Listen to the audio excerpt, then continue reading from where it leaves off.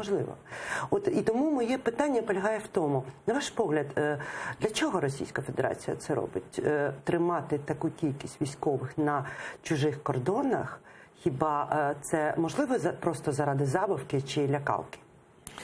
Дійсно, дякую за таке ємке запитання. Чому? Тому що необхідно прослідкувати динаміку розвитку подій довкола України, починаючи з 2014 року.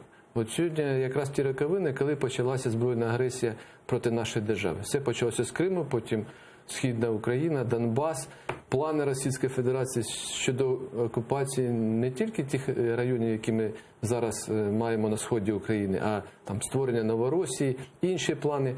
І якщо взяти ті історичні роки, то тоді, наприклад, у 2014-2015 році на нашу територію заходили батальйонні тактичні групи Російської Федерації, Збройних сил Російської Федерації, які формувалися не тільки в європейській частині.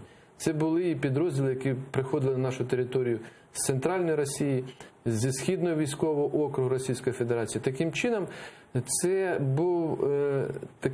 було угруповання військ, яке збиралося по території всієї Росії.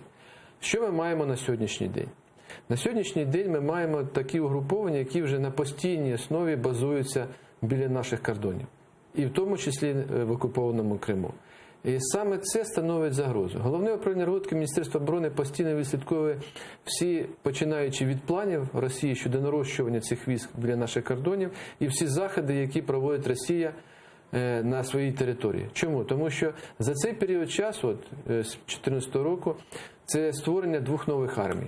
Це розгортання потужного авіаційного компоненту, це посилення морського компоненту, це постійна мілітаризація Кримського півострову. Наскільки це загрозливо? Це дуже загрозливо. Тому що на сьогоднішній день, наприклад, якщо ми говоримо про нові дивізії, 3-ю механізовану дивізію, 144-ту механізовану дивізію Російської Федерації, вони розміщуються на території Російської Федерації на відстані 30-50 кілометрів від нашого кордону. Відповідно, зайти на територію України, а тим паче це час, який необхідний буде, це пару годин. І вони постійно відпрацьовують ці питання. Під час польових виходів, під час занять з бойової готовності, саме відпрацьовується питання виходу до нашого державного кордону.